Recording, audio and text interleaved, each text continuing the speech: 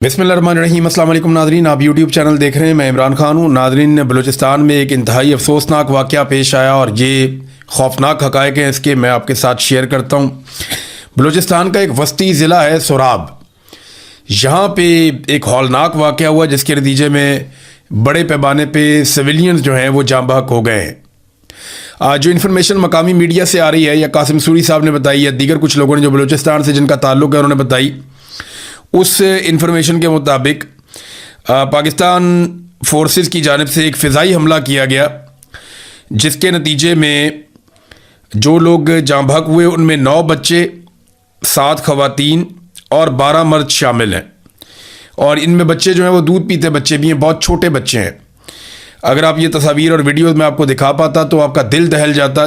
ये बड़ा खौफनाक इंसिडेंट है, बड़े हौलनाक मनाजिर हैं जो उसके मैं देख रहा हूँ और ये बड़े तकलीफ़ दह मनाजिर हैं। इसमें पहले हम देख लेते हैं कि मौक़िफ़ किसका क्या है और ये किया क्यों गया और ये वजह क्या बनी। देखिए, इसमें जो एक स्टेटमेंट है वो तो वज़ीर आला बलूचिस्तान का है। सरफराज बुगटी ने कहा कि सोराब में 18 दहशतगर्दों का खात्मा काबिल तहसीन है। वाक़े में कीमती इंसानी जानों के ज़िया पर दिली अफसोस है। और जो ये बात की पहले सरफराज बुगटी ने, उसमें उन्होंने एक अलग तरह का स्टेटमेंट दिया, लेकिन फिर जब DGISPR का स्टेटमेंट आया वो किसी और तरह का आया। वो ये कहते हैं कि सोराब में बारूदी मवाद से भरी हुई गाड़ी तैयार की जा रही थी और ये धमाके से तबाह हो गई गाड़ी और इसमें 8 दहशतगर्द हलाक हो गए। इलाके में मौजूद 3 शहरी भी जाँ बहक हो गए। अब ये वो इब्तदाई इतलात हैं जो अलग अलग ज़राए से दी गई हैं, लेकिन जो नंबर्स आ रहे हैं वो 28 लोग हैं जो अब तक जाँ बहक हुए हैं, 17 लोग हैं वो ज़ख्मी हुए हैं और अवाम बड़ी तादाद में निकल कर बैठ गई है लाशें रख कर सोराब रोड के ऊपर। वहाँ पे सोराब के इलाके में जो मेन रोड है उसे सोराब मेन चौक कहते हैं, वहाँ पे लाशें रख कर लोग बैठ गए। सिक्योरिटी फोर्सेस ने वहाँ पे, बलूचिस्तान की हुकूमत ने और सिक्योरिटी फोर्सेस ने कर्फ्यू नाफिज कर दिया है और वहाँ सारी रात अब कर्फ्यू रहता है। लोगों की नकलो हरकत पर पाबंदी लगा दी गई है और इस मामले को दबाने और छुपाने की कोशिश की जा रही है। और कोशिश ये की जा रही है कि 15 अगस्त तक ये कर्फ्यू जारी रहे जब तक कि 14 अगस्त के प्रोग्राम नहीं हो जाते। अब ये इंतहाई अफसोसनाक वाक़या है। 28 पाकिस्तानी शहरी जो बलूचिस्तान से हैं वो शहीद हुए। उनमें 9 बच्चे, 7 ख़वातीन और 12 सिविलियन मर्द शामिल हैं। अब इसमें पहले कुछ जो मिलिट्री एस्टेब्लिशमेंट के करीब सहाफ़ी हैं उन्होंने ये खबर दी थी कि क्वाड कॉप्टर के ज़रिए से दहशतगर्दों पे हमला किया गया और उस हमले के नतीजे में कुछ सिविलियन भी मारे गए। तफसीलात अभी आ रही हैं। DGISPR ने एक अलग तरह का मौक़िफ़ दिया कि वो खुद ही धमाका हो गया, वो खुदकुश बम्बार वाली गाड़ी तैयार कर रहे थे। जबकि जो सरफराज बुगटी हैं उन्होंने एक और दावा किया कि जनाब ये तो सिक्योरिटी फोर्सेस ने कोई ऑपरेशन किया और बड़ा ज़बरदस्त ऑपरेशन किया। तो एक्चुअली ये हुआ क्या, जो मकामी लोग ये बताते हैं और जो मकामी सियासतदान हैं उन सब का ये कहना है कि ये जेट तैयारों के साथ हमला किया गया और यहाँ पे बमबारी हुई, उसके नतीजे में इतने बड़े पैमाने पे हलाकतें हुई हैं। अब ये छोटे छोटे बच्चों की लाशें सड़क पे रख के बैठे हुए हैं। ये बड़े हौलनाक मनाजिर हैं। मैंने इस तरह के मनाजिर गज़ा में देखे थे, यानी वो एग्जैक्टली मुझे वैसा ही दिखाई दे रहा था, मट्टी से अटे हुए जिस्म। और बहुत, अख्तर मेंगल साहब कहते हैं कि दर्द की कोई सरहद नहीं होती। गज़ा के मलबे में दबे मासूम ख्वाब हों या बलूचिस्तान की वादियों, घरों, चौक चौराहों, झोंपड़ियों में बिखरी हुई लाशें, दर्द हर जगह एक ही ज़ुबान बोलता है।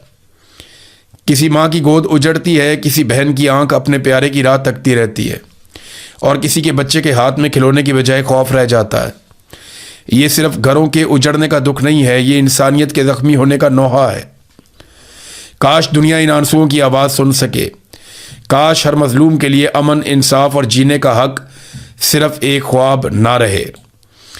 जो सनाउल्लाह बलोच हैं, सेनेटर बलूचिस्तान से, वो क्या कहते हैं, MP भी रहे, सेनेटर भी। वो ये कहते हैं कि सोराब के अलमनाक वाक़े पर शदीद रद्दअमल का उन्होंने इजहार करते हुए कहा कि इस्लामाबाद को एक लम्हे के लिए रुक कर खुद से सवाल करना चाहिए कि आखिर अपने ही शहरियों के ख़िलाफ़ जंगी तैयारों और हेलीकॉप्टरों के इस्तेमाल की नौबत क्यों आ रही है। अब ये वहाँ के ज़िम्मेदारान कह रहे हैं, अहम तरीन लोग कह रहे हैं कि ये फ़िज़ाई हमला किया गया जेट तैयारों या हेलीकॉप्टरों से जिसके नतीजे में सिविलियंस की हलाकतें हुई हैं। उन्होंने कहा रियासत अपने ही लोगों से मुसलसल दस्तों गिरबान रहने की बजाय एतमाद का रिश्ता कायम करे और चेक पोस्टों, बंदूकों और निगरानी पर इन्हिसार कम करे। चुराब वाक़े को किसी बयानिए के जरिए छुपाने की बजाय आला सतह पर तहकीकात करवाई जाएं और हकायक अवाम के सामने लाए जाएं। उन्होंने कहा कि मुतासरीन के ज़ख्मों पर नमकपाशी के बजाय वाक़े की शफाफ तहकीकात ज़रूरी हैं। ये जनाब सनाउल्लाह बलोच साहब का स्टेटमेंट है, ये भी मैंने आपके सामने रख दिया। बलूचिस्तान यकजहती कमेटी जो महरम बलोच हैं जिनको जेल में बंद किया हुआ है, उनकी जो पार्टी है या बलूचिस्तान यकजहती कमेटी है, वो ये कहती है कि बलोच अवामी आबादियों पर बमबारी करना और फिर शहीद होने वालों को दहशतगर्द कहना इंतहाई शर्मनाक अमल है। गैर संजीदा बयानात से अंदाज़ा लगाना मुश्किल नहीं है कि 4 साला मासूम बच्चों के जनाजों पर रियासती इदारों को ज़रा बराबर भी अफसोस नहीं है। सोराब गदर में पेश आने वाला वाक़या रूह को झंझोड़ देने वाला वाक़या है।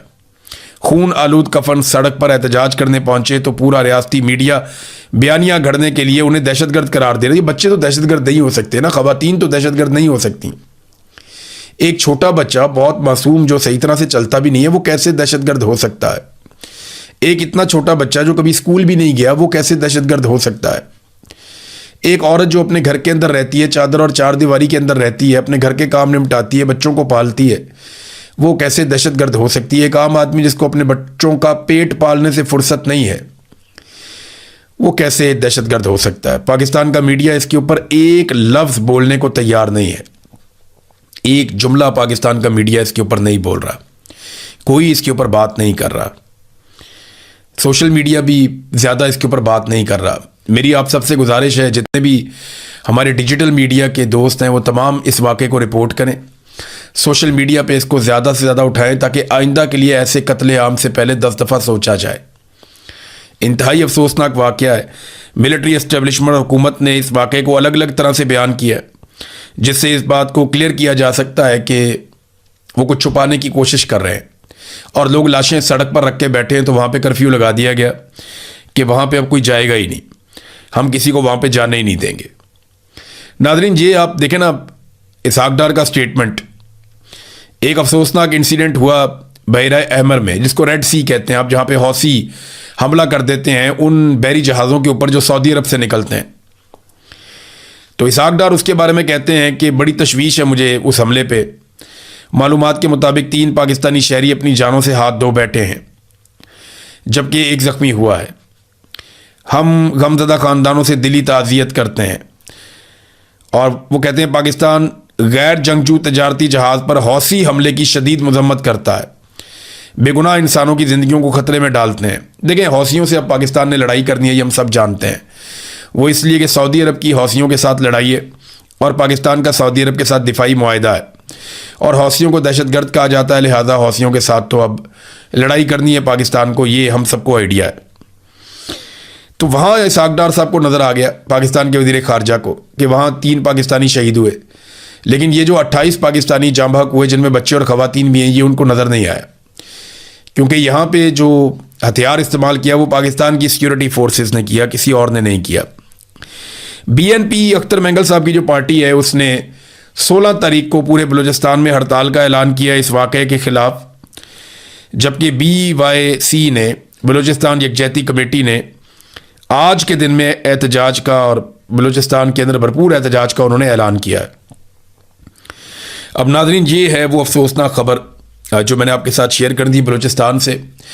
आज का दिन वैसे भी बड़ा इम्पॉर्टेंट है, वो इसलिए अहम है आज का दिन कि इमरान खान साहब की मुलाकात के लिए आज सुहेल आफरीदी ने और पार्लियामेंटेरियंस ने, सब ने जो फ़ैसला किया वो ये था कि सारे के सारे आज जाएंगे इमरान खान साहब से मुलाकात के लिए और उनसे मुलाकात की कोशिश करेंगे।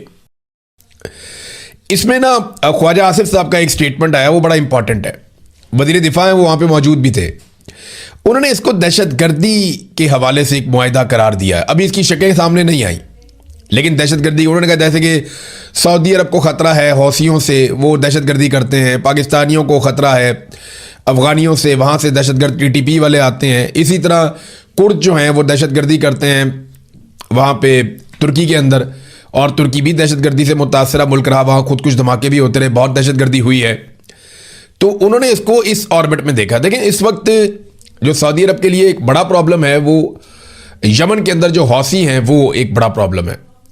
अगर उन्हें दहशतगर्द करार दिया जाए और उनके साथ फिर एक लड़ाई की जाए तो आप दहशतगर्दों से लड़ रहे हैं, ना कि आप किसी मुल्क से लड़ रहे हैं। तो ये एक और एंगल है इस चीज़ को देखने के लिए। फ्यूचर में ये और क्लियर होता जाएगा। लेकिन अंसार अब्बासी साहब का मैं एक ट्वीट देख रहा था, उसमें वो ये कहते हैं जी कि लोग खुश नहीं हो रहे। ये कौन लोग हैं जो इतना बड़ा मुआहदा हो गया वो खुश नहीं होते? तो मैं आपको एक सादी सी चीज़ बताता हूँ कि पाकिस्तान एक बहुत बड़ा मुल्क है। इसमें 25 करोड़ लोग रहते हैं जो अपनी हर कामयाबी पे खुश होते हैं, हर नाकामी के ऊपर वो दुखी हो जाते हैं। मगर टाउट्स पता क्या चाहते हैं? टाउट्स ये चाहते हैं कि अगर पाकिस्तान को बतौर मुल्क या कौम कोई भी कामयाबी मिले तो उसको जवाज़ दिया जाए जालिमों के इक़्तिदार के लिए। यानी अगर पाकिस्तान को 25 करोड़ लोगों के मुल्क को कोई भी कामयाबी मिलती है तो बजाय इसके कि पाकिस्तानी उस कामयाबी पे खुश हों, बल्कि वो जवाज़ के तौर पे पेश करेंगे, जनाब ये अब बंदे जो है ना, चाहे इन्होंने हलफ तोड़ा, चाहे ये जाली तरीके से आए, अब ये मुसल्लत हैं, इनको आप माने कि ये अच्छे लोग हैं, या ये लोग जो है इनको जस्टिफाई किया जाए। ये दोनों अलग अलग चीज़ें हैं। मैं आपको दिखाता हूं। देखिए, मुआहदा बहुत अच्छा है मगर इससे जाली हुकूमत असली नहीं बनेगी। ये मुआहदा बड़ा ज़बरदस्त है, शानदार है, मगर जो 45 और 47 का फ़र्क है उसे ये मुआहदा ख़त्म नहीं कर सकेगा। ये मुआहदा तारीख़ी नौइयत का है मगर ये आइन की खिलाफ वर्जियों और हलफ तोड़ने को जस्टिफाई नहीं कर सकता। ये मुआहदा कमाल है मगर ये इंसानी हकूक़ की पामालियों और बार बार रियासती कत्लेआम पर पर्दा नहीं डाल सकता। ये मुआहदा जितना भी अच्छा हो, ये जबरी गुमशुदगियों का बोझ नहीं उठा पाएगा। इस मुआहदे को आप सोने से लिख लीजिए मगर ये जेलों में पड़ी बेगुनाह ख़वातीन को गुनाहगार या मुजरिम साबित नहीं कर सकता।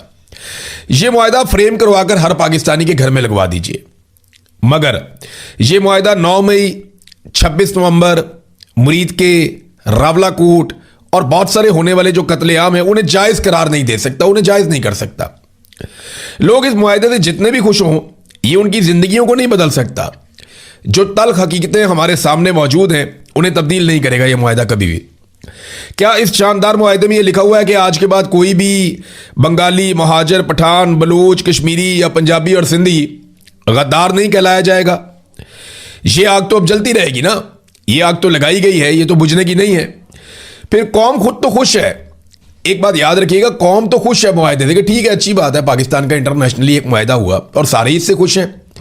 लेकिन अंसार अब्बासी और इस जैसे लोग ये साबित करने के लिए तुले हैं कि नहीं नहीं लोग खुश नहीं है। भाई क्यों नहीं खुश? लोग खुश हैं लेकिन वो इन जाली हुक्मरानों और जालिम रजीम के साथ मिलकर नाचना और गाना नहीं चाहते। ये है थोड़ा सा फर्क। ये टाउट्स को समझ नहीं आएगा। टाउट्स ये चाहते हैं कि जैसे ही पाकिस्तान का कुछ भी अच्छा हो जाए तो फौरी तौर पे आसिम मुनीर साहब के तमाम मजालिम को तस्लीम कर दिया जाए। नहीं नहीं नहीं, कोई बात नहीं है, ये जुल्म भी करे तो कोई बात नहीं, इसने अच्छा किया। नहीं, जो जालिम है वो जालिम ही रहेगा। जो जुल्म शहबाज शरीफ सरकार ने किया वो जुल्म ही रहेगा। जो जुल्म पाकिस्तान की मिलिट्री एस्टेब्लिशमेंट ने किया वो जुल्म ही रहेगा। अगर आप कोई अच्छा काम करते हैं तो वो आपके गुनाहों पे पर्दा नहीं डाल देगा। वो गुनाह वहां पे मौजूद रहेंगे, वो जराइम आपके वहां पे मौजूद रहेंगे। यहां हल्फ तोड़ा गया, यहां आइन तोड़ा गया, ताहयात इस्तिस्ना लिए गए, यहां पे जो है इंसानी हकूक की पामालियां की गई, यहां पे इंसानों को जबरी तौर पे लापता किया गया, कत्लो गारतगिरी की गई, पूरा का पूरा इलेक्शन चोरी कर लिया गया, पाकिस्तान की मईशत डबो दी गई, पाकिस्तान के अमनो अमान को दहशतगर्दों को लाकर बसाकर बर्बाद कर दिया गया। ये थोड़े से मैंने आपको बताए, बहुत सारे जराइम की एक बहुत बड़ी लिस्ट है। वो सारे जराइम जस्टिफाई कैसे हो सकते हैं एक मुआहदे के बाद? यानी पाकिस्तान क्रिकेट मैच जीत जाए तो ये कहते हैं जनाब फील्ड मार्शल का शुक्रिया, अब आप सारे गम भूल जाएं। क्यों जी भूल जाएं? पाकिस्तानी जालिम रजीम के साथ मिलकर नाचना और गाना नहीं चाहते। पाकिस्तानी ये चाहते हैं कि जिनको उन्होंने मुंतखब किया वो लोग सामने आए। हो सकता है कल को वो PMLN को मुंतखब कर दें, बिलावल को कर दें, जमात इस्लामी या फजल रहमान को कर दें, या PTI को दोबारा कर दें। तो जिनका हक है उन्हें मिलना चाहिए। और इसको ना आप जोड़ के नहीं देख सकते चीज़ों को, ये बहुत कम्प्लेक्स है। लोग दुखी हैं, तकलीफ में है, पाकिस्तान की मिलिट्री एस्टेब्लिशमेंट से नाराज हैं, इदारों के साथ उनकी एक दूरी पैदा हो गई है। अब ये मुआहदे उन दूरियों को ख़त्म नहीं कर सकते। लोग इस मुआहदे से खुश ज़रूर होंगे लेकिन वो जो गिले शिकवे हैं वो अपनी जगह पे कायम रहेंगे, उन्हें आप ख़त्म नहीं कर सकते। 27 सितंबर को एक दिन का एहतजाज नहीं होगा, ये पाकिस्तान तहरीक इंसाफ ने कहा। एक तो बैरिस्टर गौहर की वालदा का इंतकाल हुआ, वो काफ़ी रंजीदा। अल्लाह रब्बुल इज़्ज़त उन्हें सब्र अता फरमाए। और ये बड़ा नुकसान होता है किसी भी बेटे के लिए, उसकी माँ चली जाए तो अल्लाह ताला उन्हें सब्र दे, अल्लाह ताला उन्हें हिम्मत दे, उनकी वालिदा को जन्नतुल फिरदौस में जगह अता फरमाए, आमीन। सलमान अकरम राजा साहब ने कहा कि जी यहाँ रुकेगा नहीं, 27 तारीख को एक दिन का एहतजाज नहीं होगा बल्कि ये एक लंबा एहतजाज होगा और प्लानिंग करके आएंगे। अब ये प्लानिंग क्या है, किस तरह से है, इसकी तैयारियां बड़े ज़ोरों शोर से होनी चाहिए। यहाँ पे एक एक मिनट कीमती है, लेकिन अभी तक हम ये देख रहे हैं, मैं रोज़ाना एक वीलॉग करके आपको बताता हूँ कि अभी तक तैयारियां हमें ग्राउंड पे नज़र नहीं आ रही। ना तो इत्तेहादियों के साथ कोई मुशावरत अभी शुरू की गई है, ना तो बड़ी तेज़ी से जो है वो तैयारियां की जा रही है, ना नौजवानों को मोटिवेट किया जा रहा है, ना ग्राउंड के ऊपर टीमें बनाकर निकाली गई हैं। तो कुछ भी ऐसा नहीं है। अगर ये निकलते हैं और पैदल जाते हैं, स्वाबी तक गाड़ियों में जाते हैं और वहाँ से आगे ये पैदल इस्लामाबाद जाते हैं, तो इनको चंद दिन लगेंगे पहुँचने में, और वो चंद दिन मौजूदा सरकार के ऊपर बहुत भारी पड़ जाएंगे अगर लाखों लोग शामिल हुए इस काफिले में जो बढ़ रहे होंगे इस्लामाबाद की जानिब। तो फिर ये एक बड़ी मुसीबत बन जाएगा उनके लिए। नाज़रीन, जैसे ही ये पता चला सरकार को कि अब यहाँ पे एहतजाज की तैयारियाँ हैं और पाकिस्तान तहरीक इंसाफ दोबारा निकलेगी, तो देखिए उनके पास कितना वक्त है। उनके पास बहुत वक्त है। उन्होंने फौरी तौर पे इस्लामाबाद रावलपिंडी से मुताल्लिक एक अहम तरीन बंदे को गिरफ्तार करने के लिए प्लान किया, और वो बंदा है आमिर मुगल। आमिर मुगल जो है वो तब से अब तक रूपोश हैं, लेकिन रूपोश होने के बावजूद वो हर मुजाहरे के अंदर भी आ जाते हैं और वो निकल कर एहतजाज भी करते हैं। वो रावलपिंडी इस्लामाबाद जो जुड़वा शहर है वहाँ के नौजवानों को मोटिवेट भी करते हैं और उन्हें ऑर्गेनाइज भी करते हैं, लेकिन इसके बावजूद वो अभी तक पकड़े नहीं गई। उनकी बहुत बड़ी कामयाबी है, और उसके पीछे एक वजह यह भी है कि वो भरोसा नहीं करते किसी के ऊपर भी, और वो अपने तरीके से चलते हैं। अब सबीन यूनुस साहिबा हैं, इनका ताल्लुक पाकिस्तान तहरीक इंसाफ से है, तो इन्हें गिरफ्तार कर लिया गया, और गिरफ्तार ऐसे किया गया कि अगवा कर लिया गया इन्हें इनके घर से। यानी 6 अगस्त की सुबह 8 बजे दरवाज़ा खटका, सबीन यूनुस ने गेट खोला तो सादा कपड़ों में मलबूस अगवाकारों ने उन्हें हिरासत में ले लिया और अपनी गाड़ी में लेकर निकल गए। सबीन यूनुस के शौहर मुल्क से बाहर रहते हैं, मुलाजमा और बच्चे जो है वो अपने कमरों में सो रहे थे। किसी को पता ही नहीं चला कि खातून घर से अगवा होकर चली गई है। नामालूम मुकाम पर ले जाया गया खातून को, और ये वकील के ज़रिए से मालूमात आमिर मुगल तक पहुंची हैं। जब सबीन यूनुस को बाद में पेश किया गया अदालत में, तो वकील के ज़रिए से उन्होंने ये सारी मालूमात आमिर मुगल तक पहुंचाई हैं। उससे पहले उन्हें नहीं पता था। वो ये कहते हैं उन्हें नामालूम जगह पर ले गए और उन्हें कहते रहे कि किसी तौर भी आमिर मुगल को पकड़वा दो, तुम्हें हम छोड़ देंगे। आमिर मुगल की किससे ज़्यादा दोस्ती है, किसके साथ सफ़र करता है, एहतजाज में कैसे आया, किसके साथ आया, किसके साथ वापस गया, किस किस पर वो ज़्यादा एतमाद करता है, किसके पास रुकता है, ये सब कुछ तुम हमें बता दो, हम तुम्हें छोड़ देंगे। वो कहते हैं 11 बजे जब बच्चे उठे तो बच्चों ने बार बार अपनी माँ को फ़ोन करना शुरू किया। तो अगवाकारों ने कहा कि अपने बच्चों से कहो कि एहतजाज की वजह से गिरफ्तारी का खतरा है, इसलिए मैं किसी रिश्तेदार के घर आ गई हूँ।